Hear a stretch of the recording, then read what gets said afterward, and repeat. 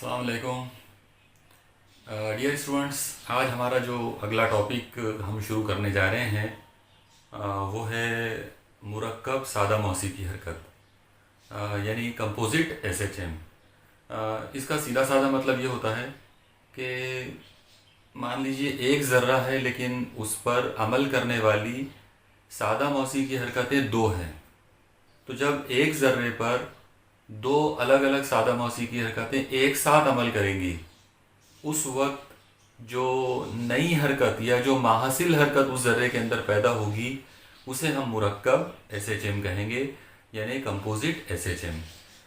Composite SHM तैयार करने के लिए या इसकी स्टडी करने के लिए जो मेथड हम लोग यूज़ करते हैं, आमतौर पर हम लोग एनालिटिकल मेथड मतलब तज्ज़ियाती तरीका जो है वो हम इस्तेमाल करते हैं। यानी एक्चुअली ये एक मैथमेटिकल तरीका होता है जिसके अंदर हम मैथमेटिकल इक्वेशंस को सॉल्व करके एसएचएम जो है उसकी स्टडी करेंगे। तो यहाँ इस टॉपिक में सबसे पहले हम ये फ़र्ज़ करेंगे कि एक ज़र्रे पर अमल करने वाली जो दो सादा मौसी की हरकतें हैं उन दोनों का वक्त दौरान सेम है, मतलब वक्त दौरान एक जैसा होना जो है ये उसकी पहली शर्त है। तो आइए देखते हैं कि एक मुरक्कब एसएचएम जो है वो किस तरह से बन सकती है। ओके, तो सबसे पहले हम यहाँ देखेंगे कि मान लीजिए कि एक ज़र्रे के ऊपर जो पहली एसएचएम जो इस पर अमल कर रही है उसका हटाव है x1। तो उसकी इक्वेशन जो होगी, उसके हटाव की जो मसावत होगी वो होगी x1 is equal to a1 sine omega t plus phi1। आप लोग देखिए यहाँ पर हमने ओमेगा जो है उसको 1 नहीं लिया, क्योंकि हमने शुरू में ही बात किए थे कि वक्त दौरान एक जैसा है। जब दो एसएचएम्स का वक्त दौरान एक जैसा होगा तो उनकी ज़ाविये रफ्तार भी एक जैसी होगी, इसीलिए यहाँ पर ओमेगा जो है वो दोनों एसएचएम के लिए हम कॉमन लेने वाले हैं। a1 जो है वो एम्पलीट्यूड रहता है पहले एसएचएम का, और phi1 जो है वो इब्तदाई हैयत है पहले एसएचएम की।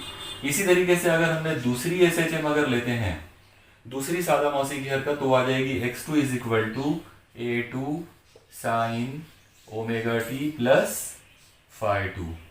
तो यहाँ पर a2 जो है वो दूसरी एसएचएम का है और phi2 जो है वो दूसरी एसएचएम का हैयत का मुस्तकिल या इनिशियल फेज है। ओके, अब मान लो कि ये दोनों एसएचएम एक ज़र्रे पर एक साथ अमल कर रही हैं, तो ऐसी सूरत में जो माहसिल हटाव पैदा होगा उस ज़र्रे में वो होगा x is equal to x1 plus x2 के बराबर।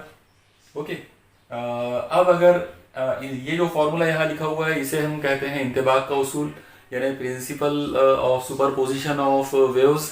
यहाँ पर ये जो दोनों एसएचएम्स जो है वो उनको अगर हम दो लहरों के तौर पे इमेजिन करें तो ये उन दोनों का माहासिल हो जाएगा।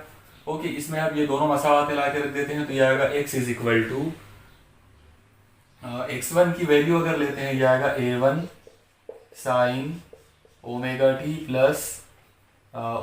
Plus phi1 plus a2 sine omega t plus phi2।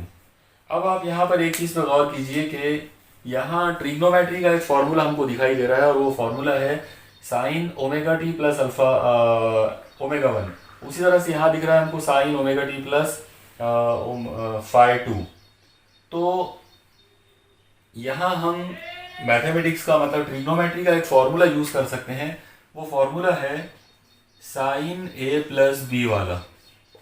आप याद रखिए, साइन ब्रैकेट में अगर a प्लस बी दो अलग अलग जाविये हों तो ऐसी सूरत में इसका फॉर्मूला होता है sine a into cos b plus cos a into sine b. Okay, मतलब इस फॉर्मूले को अगर याद रखना है तो बहुत इजीली आप याद कर सकते हैं। साइन a प्लस बी है तो इसका जवाब क्या होगा, इसका ट्रिग्नोमेट्री का जो इक्विवेलेंट फॉर्मूला जो है वो होगा साइन a कॉस बी, यानी sine a into cos b plus cos a into sine b. तो ये फॉर्मूला आपको यहाँ भी अप्लाई करना है और इसी फॉर्मूले को आपको यहाँ भी अप्लाई करना है। तो देखिए, हम लोग सबसे पहले शुरू करते हैं पहले फॉर्मूले के अंदर। पहली इक्वेशन में अगर हम इसको अप्लाई करें तो यहाँ पर आप देखिए क्या हो सकता है। ये हो जाएगा x इज इक्वल टू यहाँ पर ये A1 और उसके बाद अब ये करली ब्रैकेट। आप लोग यहाँ पर ये वाली जो टर्म है, ये जो ओमेगा टी है, आप इसको A समझो और ये जो फाई 1 है इसको आप B समझो। तो ये साइन A प्लस बी जैसा हो गया। और अगर ये साइन A प्लस बी जैसा हो गया तो अब हम यहाँ पर ये फॉर्मूले को अप्लाई कर सकते हैं। तो आइए देखें, अगर इसको अप्लाई किया जाए इस पर, ये फॉर्मूला क्या बनेगा। ये हो जाएगा साइन ए की जगह पर आएगा ओमेगा टी इंटू, उसके बाद है कॉस बी, जाहिर है ये हो जाएगा कॉस फाई 1।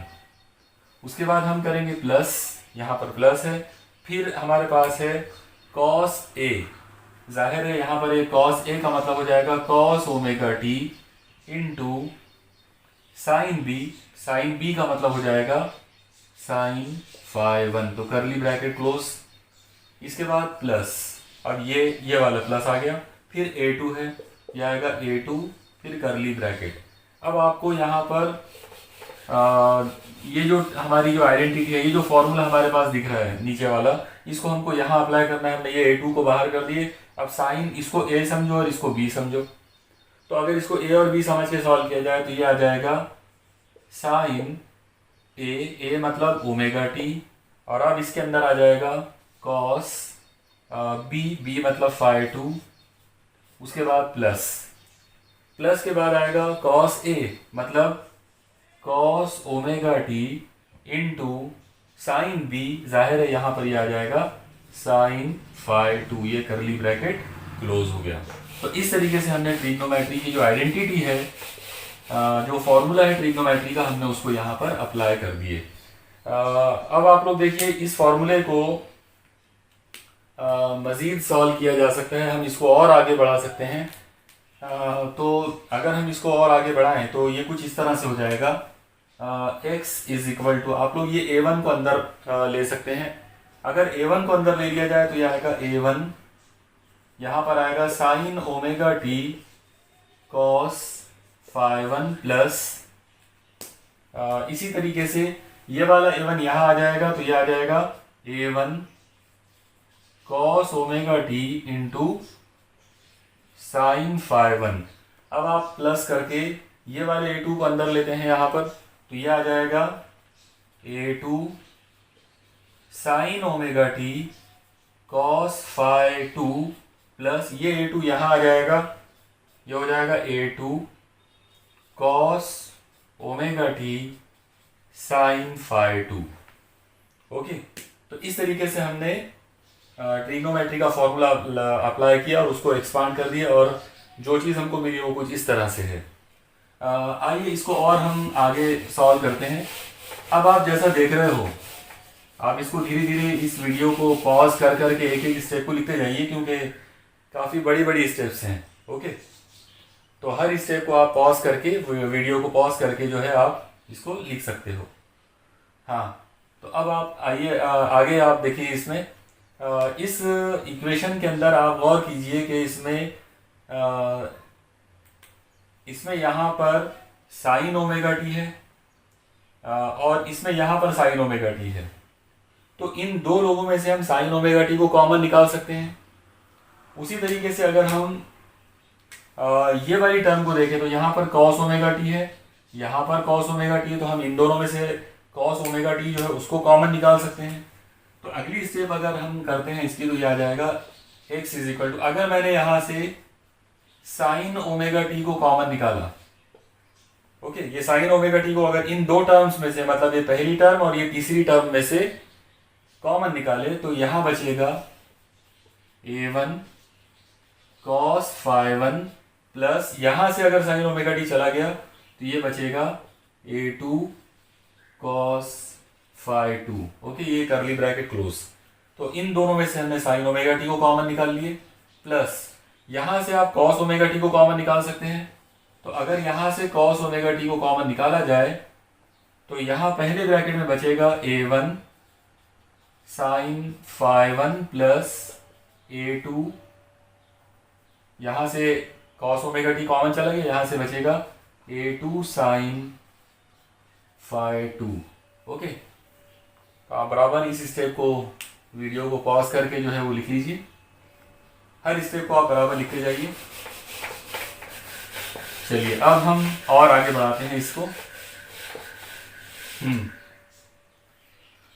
सपोज करते हैं कि ये हमारी इक्वेशन नंबर 1 है।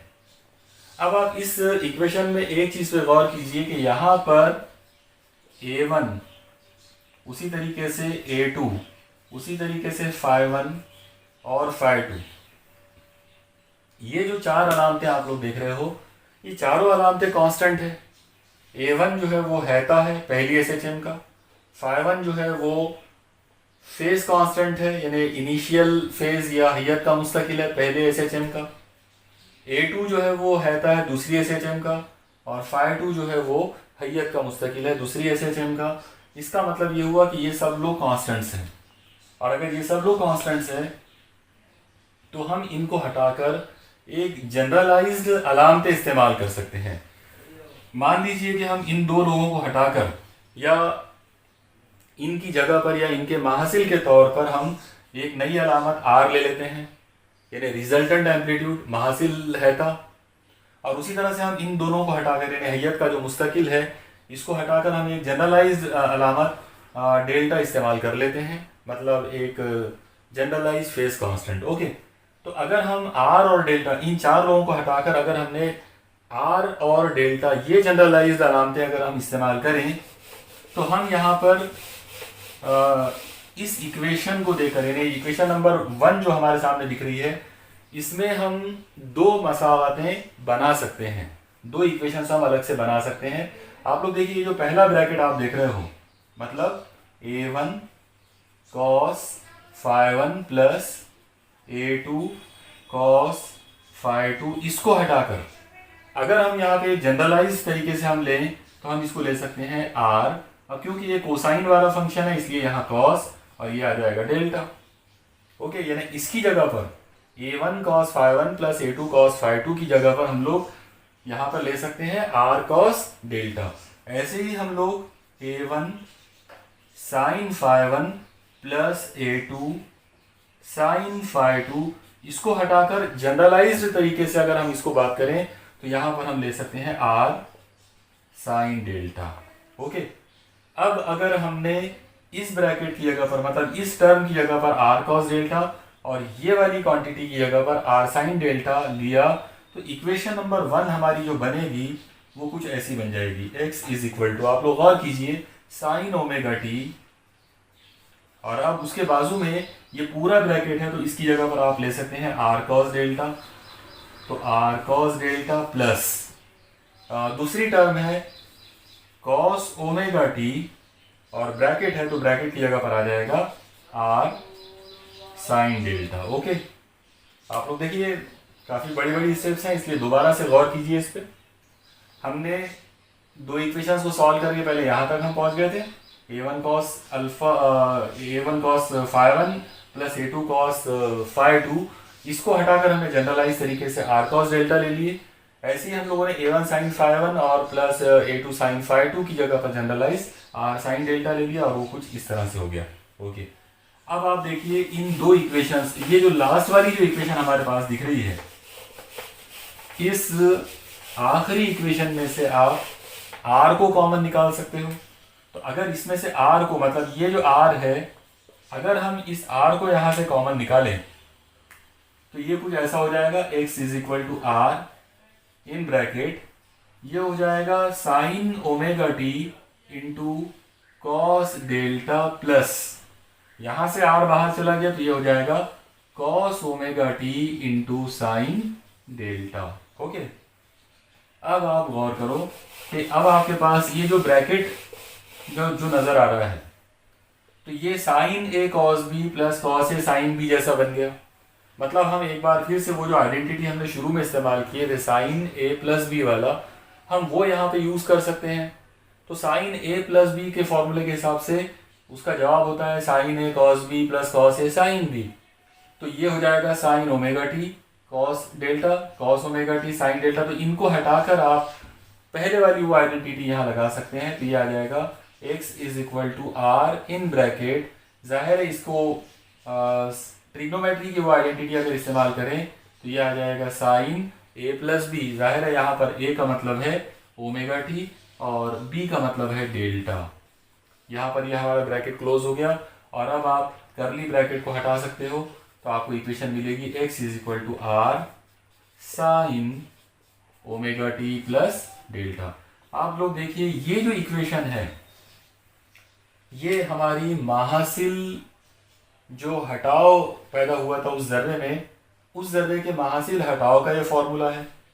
इस फॉर्मूले के अंदर मतलब ये वाली जो चीज़ है तो ये महासिल हटाव है, ये जो आर है ये महासिल हैता है यानी रिजल्टेंट एम्पलीट्यूड है, और ये जो डेल्टा है तो ये महासिल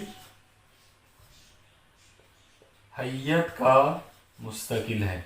ओके, अब आप गौर कीजिए कि ये जो इक्वेशन हमको नजर आ रही है r sine omega t plus delta, ये पूरा का पूरा वही फॉर्मेट है जो हमारा एसएचएम का फॉर्मेट था। एसएचएम की जो हटाव की मसावत हम लोगों ने शुरू में अखज़ किए थे इस चैप्टर के अंदर, वो थी x is equal to a sine omega t plus phi. यहाँ पर ए की जगह पर आर आ गया और फाई की जगह पर डेल्टा है, इसका मतलब ये भी एसएचएम है।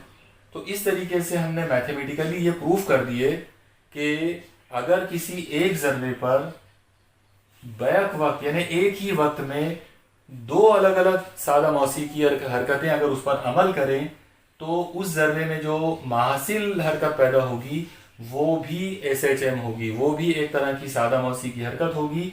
उस महासिल हरकत को हम लोग मुरक्कब सादा मौसीकी हरकत यानी कंपोजिट एसएचएम कह सकते हैं। कंपोजिट एसएचएम हम उसको कहेंगे। ओके, तो यहाँ पर ये हमारा आर्टिकल का पहला पार्ट कंप्लीट हो गया।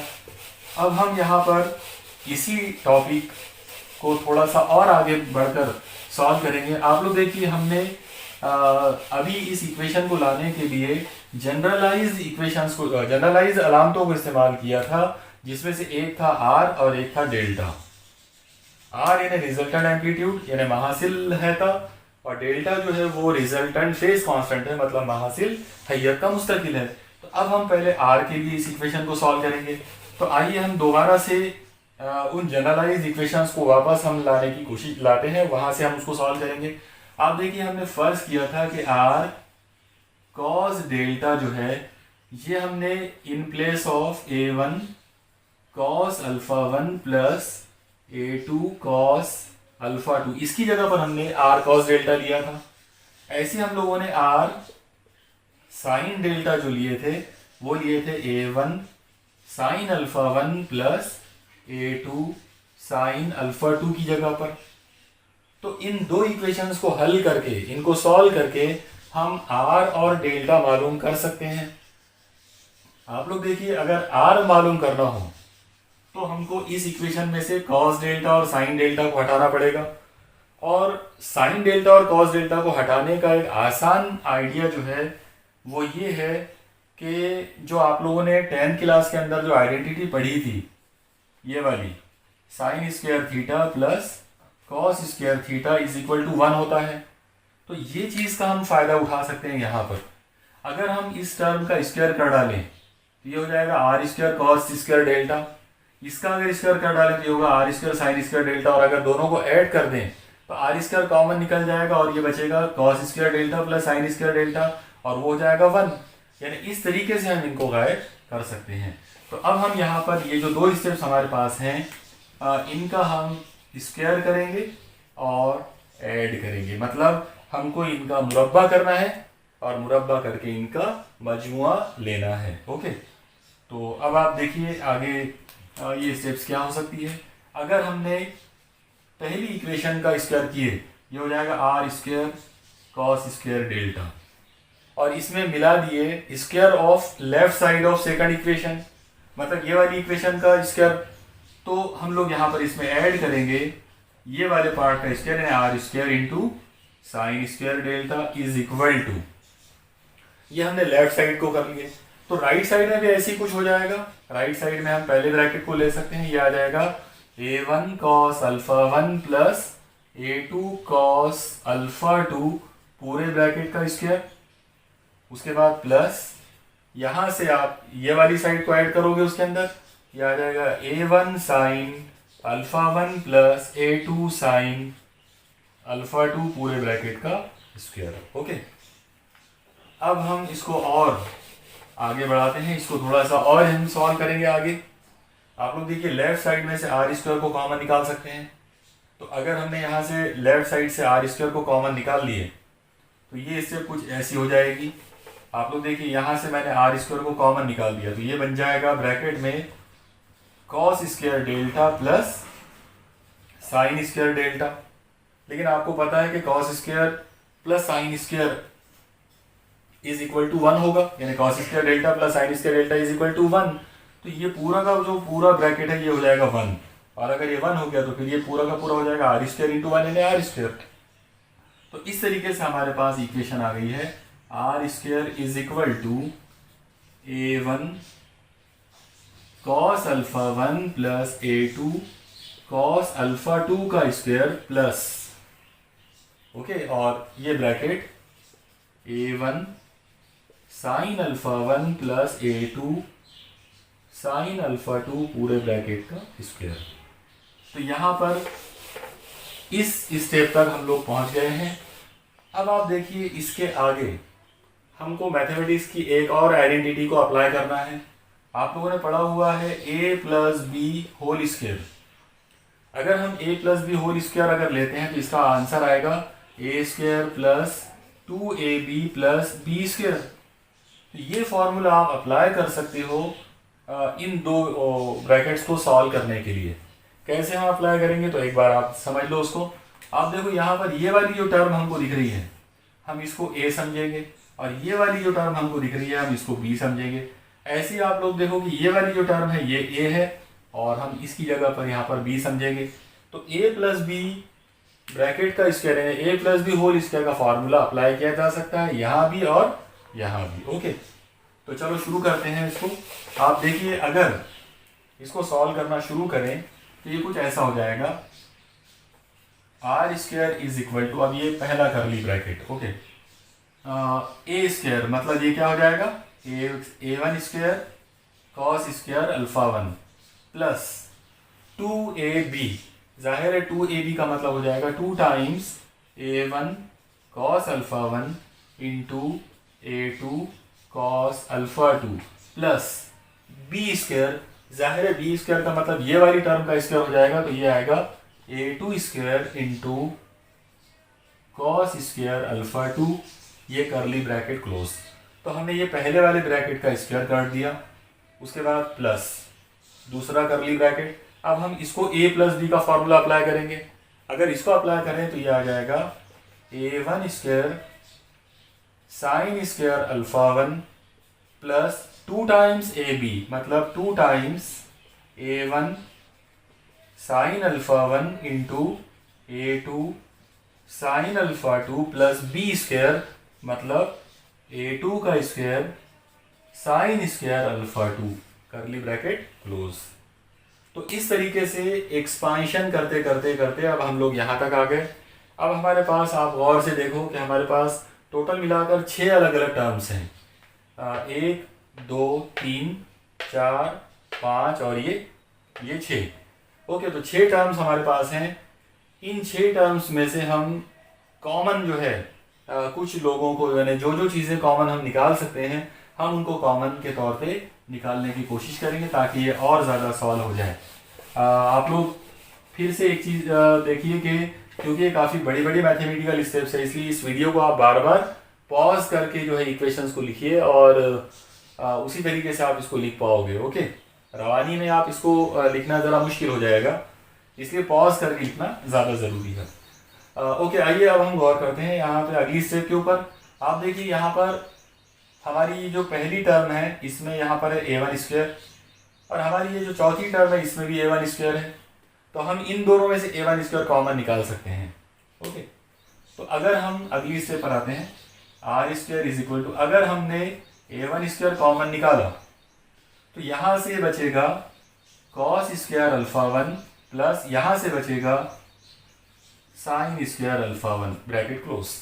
ओके, ये इन दोनों में से हमने A1 स्क्वायर को कॉमन निकाल दिए। ओके, इसके बाद प्लस, अब आप देखिए इस टर्म में 2 टाइम्स a1 और a2, उसी तरह से 2 टाइम्स a1 और ये a2 कॉमन है, तो हम इन दोनों में से इन लोगों को कॉमन निकाल लेंगे। मतलब यहाँ पर हम निकालेंगे 2 टाइम्स a1 a2 कॉमन, यहाँ बचेगा cos alpha 1 cos alpha 2 plus यहाँ से ये लोग कॉमन चलेगा तो यहाँ से बचेगा sign alpha 1 into sine alpha 2 bracket close. Okay, और अब आखिरी टर्म आप देखो, यहाँ a2 स्क्वायर है और यहाँ a2 स्क्वायर है, तो इन दोनों में से हम a2 स्क्वायर को कॉमन निकाल सकते हैं। तो अगर a2 स्क्वायर को हमने कॉमन निकाल दिए तो ये स्टेप यहाँ पर कुछ इस तरह से बनेगी। आप लोग देखिए क्या हो सकता है इसमें, प्लस a2 स्क्वायर, पहले वाली जो ब्रैकेट थी वहां से हम ले सकते हैं cos square alpha 2 plus last वाली में से हम ले सकते हैं साइन स्क्वायर अल्फा 2। यहाँ पर हमारा ये ब्रैकेट स्क्वायर ब्रैकेट कंप्लीट हो गया। ओके, तो एक बार फिर से आप देखिए कि क्या हुआ। हमने टोटल मिला के जो 6 अलग अलग जो टर्म्स थे उनमें से पहली और चौथी टर्म में से a1 स्क्वायर कॉमन निकाले, दूसरी और पांचवी टर्म में से हमने 2 टाइम्स a1 a2 कॉमन निकाले, और तीसरी और छठी टर्म में से a2 स्क्वायर कॉमन निकाले। जो लोग बच गए वो इस ब्रैकेट में हैं। ओके, अब आप गौर कीजिए, आगे इसको सॉल्व किया जा सकता है और भी। ये आ जाएगा are square is equal to a1 square. अब आप देखिए ये वाला bracket cos square plus sine square, तो जब भी cos square plus sine square आएगा जाहिर है उसका आंसर होगा 1, अगर वो एंगल सेम है तो cos square alpha 1 plus sine square alpha 1, जाहिर है आंसर आ जाएगा 1। तो ये पहला ब्रैकेट 1 बन गया, प्लस इसके बाद 2 टाइम्स a1 a2 ब्रैकेट। अब आप यहाँ पे इस पे गौर करो, cos alpha 1 cos alpha 2 plus sign alpha 1 sign alpha 2। तो ये जो फॉर्मूला है ये ट्रिग्नोमेट्री की एक आइडेंटिटी है। एक्चुअली ये फॉर्मूला है cos a माइनस बी का। तो क्योंकि cos a माइनस बी जो होता है वो होता है cos a cos b plus sine a sine b। तो इस लिहाज से अगर हम बात करें तो ये जो चीज़ है, ये जो पूरा ब्रैकेट है, ये बन जाएगा cos alpha 1 minus alpha 2 cos a minus b।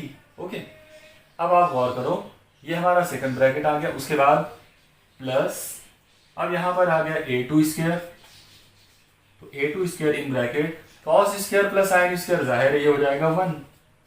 तो इस तरीके से स्टेप्स जो है वो हल होते होते यहाँ तक पहुँच गए। और अब हम इसको शॉर्ट में लिख सकते हैं, R square is equal to, यहाँ पर पहली टर्म है a1 स्क्वायर, अब वो आखिरी वाली टर्म को मैं लिख लेता हूँ, तो प्लस a2 स्क्वायर, क्योंकि ये प्लस में है तीनों टर्म्स, आगे पीछे किसी को भी लिख सकते हैं। तो a1 square plus a2 square plus 2 times a1 a2 into cos alpha 1 minus alpha 2। Okay, ये स्टेप तक हम लोग पहुंच गए। अब आप इतनी स्टेप्स जो है उसको फिर से वीडियो को पॉज करके जो है वो लिखते जाओ। आखिरी स्टेप r का स्क्वायर है, अगर हमने ये स्क्वायर हटा दिए तो ये बन जाएगा r इज इक्वल टू, जाहिर है जब भी हम इधर का स्क्वायर हटाएंगे उस साइड में अंडर रूट आ जाएगा, तो यहाँ पर एक ऐसा बड़ा अंडर रूट आ जाएगा क्योंकि काफ़ी बड़ी टर्म है। ये हो जाएगा a1 square plus a2 square plus 2 times a1 a2 cos alpha 1 minus alpha 2। तो आप लोग देखो ये जो फॉर्मूला आपके सामने अभी दिख रहा है ये हमारे माहासिल हैयत के मुस्तकिल का फॉर्मूला है, यानी रिजल्टेंट एम्पलीट्यूड का। अब इस रिजल्टेंट एम्पलीट्यूड का ये जो फॉर्मूला यहाँ तक अभी हम लोगों ने आगाज किया, ये फॉर्मूला जो है इसको बेस बनाकर हम अलग अलग केसेस बना सकते हैं। आप लोग देखिए इसके अंदर अलग अलग जो केस बनेंगे उसमें से पहला केस हम ले सकते हैं अल्फा 1 माइनस अल्फा 2 की जगह पर 0। ओके, मान लो कि अल्फा 1 माइनस अल्फा 2 जो है वो 0 है। जाहिर है अल्फा 1 माइनस अल्फा 2 जो है, अल्फा 1 जो है वो पहली SHM का फेज है, अल्फा 2 जो है वो दूसरी SHM का फेज है, और यहाँ पर उन दोनों का डिफरेंस 0 है, मतलब ये दोनों सेम है। ओके, इसका मतलब ये क्या हुआ, अगर आपने अल्फा 2 को उधर लेकर चलेगा तो ये क्या हो जाएगा, alpha 1 is equal to alpha 2। मतलब ये कि अगर दोनों जो सादा मौसी की हरकतें हैं वो बिल्कुल एक जैसे फेज में हैं, तो अगर दो सादा मौसी की हरकतें बिल्कुल एक जैसे फेज में होंगे तो अल्फा 1 माइनस अल्फा 2 0 लेना पड़ेगा, और अगर इनको 0 लेना पड़ेगा तो फिर ये हो जाएगा cos alpha one minus alpha two is equal to cos zero, और कॉस जीरो की वैल्यू 1 होती है। ओके, तो पहला जो केस हमारा बनेगा वो आ जाएगा R is equal to under root A one square plus A two square plus 2 times A one A two into cos alpha one minus alpha two, और cos alpha one minus alpha two 1 है, इसका मतलब यहाँ पे 1 है, 1 लिखने की जरूरत ही नहीं है। ओके, अब आप गौर से देखो, ये जो फॉर्मूला है A one square plus 2 A one A two plus A two square, ये एक्चुअली फॉर्मूला है A plus B whole square का, यानी A one plus A two whole square का फॉर्मूला। तो इसको आप सॉल्व करके ऐसा ले सकते हो, R is equal to under root in bracket A one plus A two पूरे ब्रैकेट का स्क्वायर, और अगर अंडर रूट में से स्क्वायर को निकाल दिया जाए तो फॉर्मूला बचेगा R is equal to A one plus A two. तो ये हमारा एक बहुत ही इंपॉर्टेंट रिजल्ट यहाँ पर आ गया, और हमको ये मिला इस पहले केस के अंदर कि अगर दो सादा मौसी की हरकतें एक जैसे फेज में हैं, अगर उनकी हैयतें बिल्कुल एक जैसी हैं, तो alpha one minus alpha to 0 हो जाएगा, और अगर ये 0 है तो फिर cos of 0 is equal to 1 होगा। ये चीज़ हमने उस इक्वेशन में ला के रख दिए, और हमको ये फॉर्मूला कुछ इस तरह से मिला, A one square plus A two square plus 2 A one A two into cos alpha one minus alpha two, मतलब 1 लिखने की जरूरत नहीं थी, इसलिए हमने इसको आइडेंटिटी अप्लाई कर दिए, ये बन गया ए one plus A to bracket का स्क्वायर, और अंडर रूट में अगर स्क्वायर हो तो फिर वो बाहर आ जाएगा, मतलब R is equal to A one plus A two. ये हमारा पहला केस है। आइए अब हम दूसरे केस पे चलते हैं। मान लो कि केस नंबर 2 के अंदर हम ये सपोज करते हैं कि दोनों एसएचएम एक दूसरे के ऊपर उमूदन हैं, परपेंडिकुलर है, एक दूसरे के ऊपर नॉर्मल है। तो अगर आप ऐसा करते हैं तो alpha one minus alpha to की वैल्यू जो है वो लेना पड़ेगा 90 डिग्री, या फिर पाई बाय 2 अगर रेडियन में लेना है तो 90 डिग्री या पाई बाय 2 अगर हम लेंगे तो ये हो जाएगा cos alpha one minus alpha two is equal to, यहाँ पर आपको 90 डिग्री लेना पड़ेगा, और जाहिर है कॉस 90 का मतलब 0 होता है, कॉस पाई बाय 2 या कॉस 90 जो है वो 0 होगा। इस मुनासिबत से अगर आर के अंदर वैल्यू अगर लेते हैं आएगा under root A one square plus A two square plus 2 times A one A two into cos 90, और जाहिर है कॉस 90 हो जाएगा 0। और अब आप गौर करो कि अगर कॉस 90 की वैल्यू 0 है तो 0 की वजह से ये वाली पूरी टर्म जो है ये 0 हो जाएगी, और अगर ये पूरी टर्म 0 हो गई तो जो फॉर्मूला आपको मिलेगा वो आएगा R is equal to under root A one square plus A two square. तो ये हमारा फॉर्मूला रहेगा रिजल्टेंट एम्पलीट्यूड का, मतलब माहासिल हैता जो है उसका फॉर्मूला ये वाला रहेगा। लेकिन कंडीशन क्या है कि अगर हैयत का मुस्तकिल जो है वो 90 डिग्री, हैयत का जो फर्क है वो 90 डिग्री होना, फेज डिफरेंस जो है दो एसएचएम में वो 90 होना चाहिए। ओके, यहाँ पर आप थोड़ा सा और एक चीज़ पे गौर कर सकते हो कि अगर आपने ये स्क्वायर रूट अगर हटाना है तो इसको स्क्वायर करना पड़ेगा।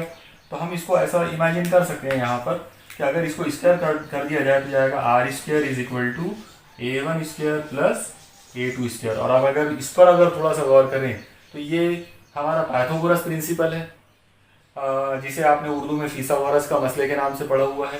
तो अगर उस लिहाज से अगर हम बात करें तो ये इक्वेशन कुछ तो भी ऐसी बनेगी, मतलब यहाँ पर अगर मान लो कि ये A1 है और ये A2 है, जाहिर दोनों के बीच का फेज एंगल जो है वो 90 है, तो फिर ये R बन जाएगा, और ये R की वैल्यू क्या होगी under root A1 square plus A2 square. तो ये एक्चुअली पाइथागोरस प्रिंसिपल ही है, लेकिन उसको एक अलग फॉर्मेट में हमको SHM के लिए ये मिला है। ओके, ये हमारा केस सेकंड आ गया।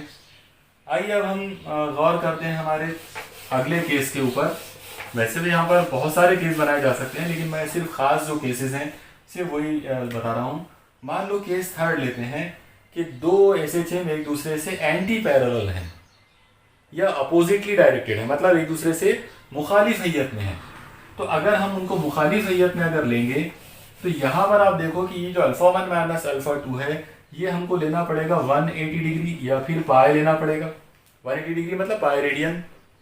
इस मुनासिबत से अगर बात करें तो ये आ जाएगा cos alpha one minus alpha to जो है ये हो जाएगा कॉस 180, और कॉस 180 होता है -1। अब अगर ये -1 है तो ये -1 आपको वहां लेना पड़ेगा, मतलब ये बन जाएगा R is equal to under root A1 square plus A2 square plus 2 times A1 A2, और ब्रैकेट में जो cos alpha one minus alpha two है उसकी वैल्यू होगी -1। ओके, तो ये आ जाएगा, इसलिए यहाँ पर हमने उसकी जगह पे -1 ले लिया। Okay, R is equal to under root ये आ जाएगा A1 स्क्वायर। अब आप देखो ये -1 से जब आप इस टर्म को मल्टीप्लाई करेंगे तो ये पूरा निगेटिव बन जाएगा। मैं इसको यहाँ बीच में लिख लेता हूँ, तो 2 टाइम्स A1 A2, और ये प्लस वाली टर्म आखिरी में लिख लेते हैं प्लस A2 स्क्वायर। आप देखो ये आइडेंटिटी है, A square minus 2AB plus B square, तो जाहिर है फॉर्मूला है A minus B whole square का, तो हम इसको लिख सकते हैं R is equal to under root A1 minus A2 पूरे ब्रैकेट का स्क्वायर। जाहिर है स्क्वायर रूट में से स्क्वायर को अगर निकाल लेते हैं तो आपको फॉर्मूला मिलेगा R is equal to A1 minus A2। तो ये हमारे रिजल्टेंट एम्पलीट्यूड का फॉर्मूला आ गया। रिजल्टेंट एम्पलीट्यूड जो है वो आ गया है A1 माइनस A2 के बराबर अगर हैयत का जो फ़र्क है वो 180 डिग्री हो तो। देखिए ये मैंने 3 अलग अलग स्पेशल केसेस आपको अभी करके बताया हूँ। मैं एक बार जस्ट समराइज करने के लिए जो है आपको बता रहा हूँ यहाँ पर कि 3 जो हमको रिजल्ट अभी मिले हैं वो रिजल्ट कुछ इस तरह से हैं। अगर मान लो अल्फ़ा 1 माइनस अल्फ़ा 2 0 लेते हैं तो R का फॉर्मूला आ जाएगा A1 प्लस A2। अगर हम अल्फ़ा 1 माइनस अल्फ़ा 2 90 लेते हैं तो R का फॉर्मूला आ जाएगा under root of A1 square plus A2 square. और अगर आप अल्फ़ा 1 माइनस अल्फ़ा 2 को 180 डिग्री लेते हैं, यानी पाई रेडियन लेते हैं, तो R का फॉर्मूला आ जाएगा A1 माइनस A2। ओके, मतलब ये कि अगर दो SHM, दो सादा मौसी की हरकतें अगर एक जैसी हैयत में है तो दोनों हैते ऐड हो जाएंगे। अगर उनके दरमियान 90 का एंगल है तो फिर ये पाइथागोरस प्रिंसिपल जैसा बन जाएगा, under root of A1 square plus A2 square. और अगर दो लोग एंटी पैरेलल हैं, एक दूसरे से मुखालिफ हैं, अपोजिटली डायरेक्टेड हैं, तो ऐसी सूरत में आउट ऑफ फेज होने की सूरत में जो रिजल्टेंट एम्पलीट्यूड आएगा वो आएगा A1 माइनस A2 के बराबर। ओके, अब हम यहाँ पर हमारा ये रिजल्टेंट एम्पलीट्यूड वाला जो टॉपिक है ये कंप्लीट हो गया R का। अब हम और एक चीज़ पे गौर करेंगे, क्योंकि हमने 2 जनरलाइज अलामतें इस्तेमाल करे थे, एक था R और एक था डेल्टा। एक बार फिर हम वो पुरानी इक्वेशंस पे चलते हैं जहाँ से हमने शुरू किया था। आप देखिए हमारी पहली इक्वेशन जो हमने लिखा था वो थी R cos delta is equal to A1 cos phi 1 plus A2 cos phi 2, और दूसरी हमारी जनरलाइज इक्वेशन थी R sin delta is equal to A1 sin phi 1 plus A2 sin phi 2। तो इन 2 इक्वेशंस को अब हमने अभी हमने जो सॉल्व किया था वो था R के लिए, मतलब हमने डेल्टा को गायब किया था, स्क्वायर एंड ऐड करके जो हमने किया था, तो उसके अंदर ये साइन डेल्टा और कॉस डेल्टा गायब हुए थे और R का हमको फॉर्मूला मिल गया था। अब हम कुछ ऐसा करेंगे कि R गायब हो जाए और डेल्टा बाकी बचे, तो उसका तो आसान तरीका है, आप इन दोनों को डिवाइड कर दो। तो अगर आपने ये नीचे वाली इक्वेशन को, मतलब ये साइन वाली इक्वेशन को कॉस वाली इक्वेशन के साथ अगर डिवाइड कर दिए तो क्या बचेगा, आप लोग देखो, ये हो जाएगा R sine delta upon R cos delta.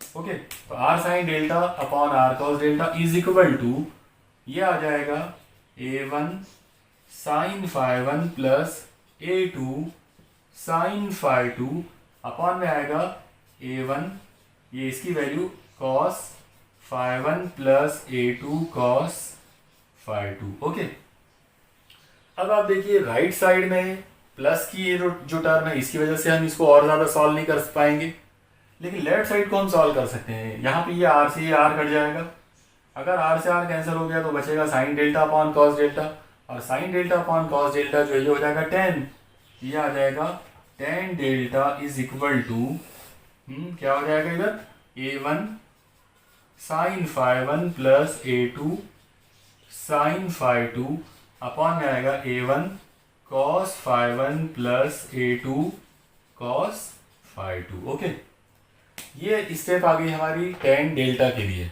और हमारा जो मेन टारगेट था वो था डेल्टा, यानी हमको रिजल्टेंट जो फेस कांस्टेंट है डेल्टा हैयत का मुस्तकिल जो है वो हमको मालूम करना था। तो हम क्या करेंगे कि tan को उधर भेज देंगे। अगर हमने tan को इधर से इधर भेज दिया तो वो इनवर्स बन जाएगा, इसका मतलब ये आ जाएगा delta is equal to tan inverse, और जाहिर है tan इनवर्स के अंदर वाली ये टर्म ऐसी की ऐसी रहेगी, A1 sine phi 1 plus A2 sine phi 2, और अपॉन में आएगा A1 cos phi 1 plus A2 cos phi 2। Okay, ये हमारा रिजल्टेंट फेस एंगल या रिजल्टेंट फेस कांस्टेंट डेल्टा जो है उसका फॉर्मूला आ गया।